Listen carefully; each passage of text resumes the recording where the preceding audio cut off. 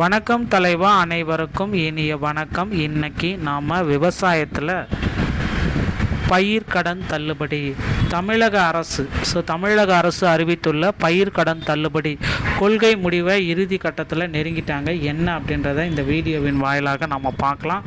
தற்சமயம் 1 லட்சம் வரையிலான பயிர்க்கடன் தள்ளுபடி கூட்டுறவு வங்கிகளில் கொடுத்துருக்கிறத உண்மையா என்ன அப்படின்றதையும் இந்த ஒரு வீடியோவின் வாயிலாக நம்ம பார்க்குறோம். மகளிர், நீங்கள் நம்முடைய சேனலை முதல் முறையாக பார்க்குறீங்க அப்படின்னா மறக்காமல் ஒரு சப்ஸ்கிரைப் பெல்லை கிளிக் பண்ணி வச்சுக்கோங்க. வாங்க வீடியோக்குள்ளே போகலாம். தமிழக அரசு கூட்டுறவு வங்கிகளில் வழங்கப்பட்ட பயிர்க்கடன்களை தள்ளுபடி செய்வது குறித்து புதிய அறிவிப்பை வெளியிட்டுள்ள இந்த தகவல் விளக்குகிறது. இதற்காக சுமார் 14.43 லட்சம் விவசாயிகள் அடங்கிய அதிகாரப்பூர்வ பட்டியல் இணையதளத்தில் வெளியிடப்பட்டுள்ளது.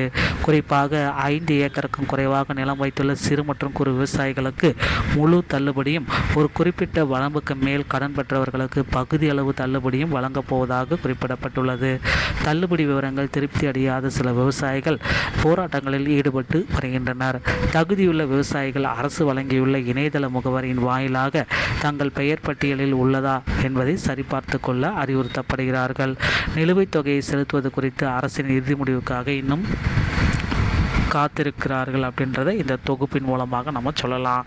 14.43 லட்சம் பயன்பெறும் விவசாயிகள் 5,932 கோடி நிதி ஒதுக்கீடு, 3,376 கோடி நிதி தனியாக ஒதுக்கீடு செஞ்சுருக்காங்க. 8.33 லட்சம் குறு விவசாயிகளுக்கு ஏற்கனவே தள்ளுபடி செய்யப்பட்ட தொகை.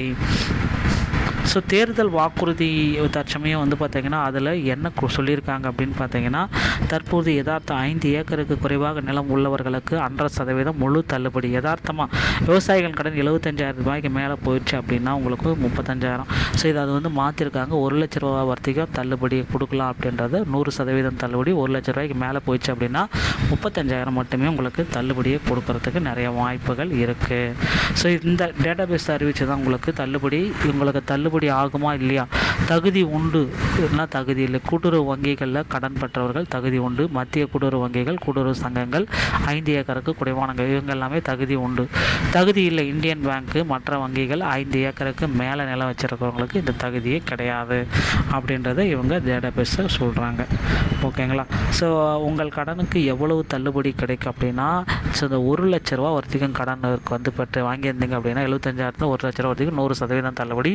அதே போல் 1 லட்சத்துக்கு மேலே வாங்கியிருந்தீங்க அப்படின்னா அதிகபட்சம் 35,000 வரைக்கும் உங்களுக்கு தள்ளுபடி கொடுக்க போகிறதா சொல்லியிருக்காங்க. பட்டியலில் உங்களுடைய பெயர்கள் எல்லாமே சரிபார்த்துட்ருக்கிறதா தகவல்கள் வந்திருக்குங்க. உங்களுடைய பெயர்கள் அதில் கரெக்டாக இருக்கும் பட்சத்தில் கண்டிப்பாக அந்த நகைக்கடன் உங்களுக்கு திருப்பி வழங்கப்படும் அப்படின்றத குறிப்பிட்டு சொல்கிறாங்க. இணையதளத்துக்கு சென்று அதிகாரப்பூர்வ இணையதளத்திற்கு சென்று உங்கள் பட்டியலை பதிவிறக்கு வெளியிடப்பட்ட 14.43 லட்சம் விவசாயிகளின் பட்டியலை பதிவிறக்கம் செய்யவும்.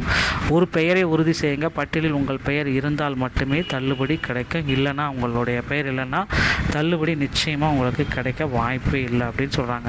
கள நிலவரம் மற்றும் தொடர்ந்து போராட்டங்கள் ஒரு பக்கம். அரசாணை 1 லட்சத்துக்கு வரம்பு, ஆரம்பகால வாக்குறுதி 5 ஏக்கர் வரை முழு தள்ளுபடி உள்ள முரண்பாட்டால் விவசாயிகள் அதிருப்தி அடைஞ்சிருக்காங்க. அனைத்து மாவட்டங்களிலும் கூட்டுறவு சங்கங்கள் முன்பு மாபெரும் போராட்டங்களை முன்னெடுக்க விவசாயிகள் ஒரு பக்கம் முடிவு செஞ்சுருக்காங்க. இந்த மாத இறுதிக்குள் விவசாயிகளின் அழுத்தத்தால் அரசாணை திருத்தங்கள் கூட என்று வரலாம் அப்படின்ற மாதிரி கூட வந்துட்டுருக்கு. இறுதியான ஒரு அறிவிப்பு, காத்திருப்பு மற்றும் கண்காணிப்பு. தற்போதைய பட்டியல் ஒரு மைல்கல்லாக மட்டுமே உள்ளது, இறுதி முடிவல்ல. இணையதளத்தில் உங்கள் பெயரை இருப்பதாக இன்றே உறுதி செய்து கொள்ளுங்கள். எக்காரணம் கொண்டும் தற்பொழுது வாங்கும் பணத்தை செலுத்த வேண்டாம்.